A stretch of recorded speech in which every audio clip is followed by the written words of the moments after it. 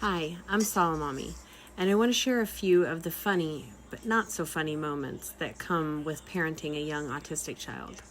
When my son was about 3 years old, one of the first words he learned was trash. And at the time, it was one of only a handful of words he had, so naturally he used it whenever he could.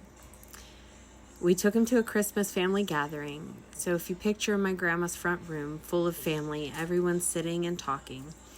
I set something down in the kitchen, turned around, and came back just in time to see my son sprinting into the room.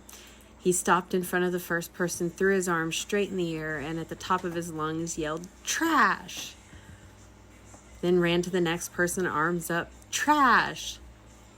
And the next, and the next. He went around the entire room calling every single person trash. No hesitation, no malice, just very confident word usage. He finally made it to his grandpa, planted his feet, arms up, "Trash!" Without missing a beat, his grandpa looked at him and said, "You got that right." The whole room erupted in laughter. My son had no idea why it was funny, but he knew it was funny because people laughed.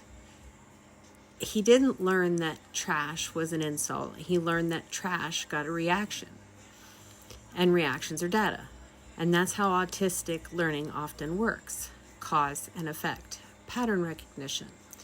The logic was solid. He moved on from that word now, but his understanding of social interaction is still very limited. We worked with parent-child interaction therapy, and one of the tools we were introduced was the concept of timeouts. He understands this very clearly. Unwanted or unsafe behavior can lead to a timeout. We usually phrase it as a question: do you need to take a timeout? And honestly, we almost never get there. The warning is usually enough. He understands cause and effect, and he adjusts. But lately, he's taken that information and turned it around on us. When we do something he doesn't like, something he decides is a bad behavior, he tells us that we need a timeout. Very confidently. A few times he's even tried to guide us into his room so we can take the timeout. From his perspective, the logic is flawless. There's a rule.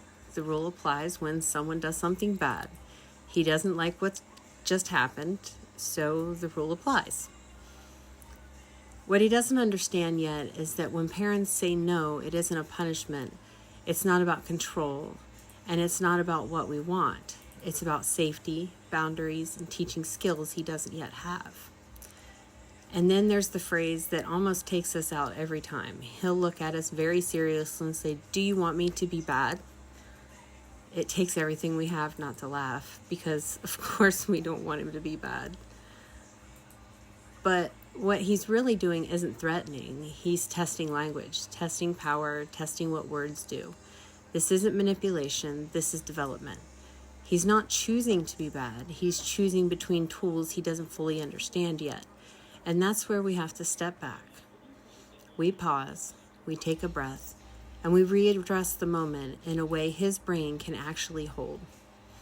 Not with lectures, not with big emotions, and not with consequences that live outside of his understanding.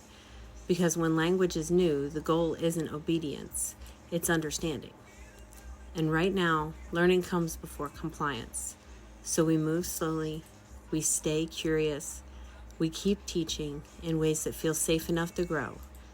So thank you for spending this time with me today, for listening with curiosity and care. This is what learning looks like in our home: slow, intentional, and full of grace.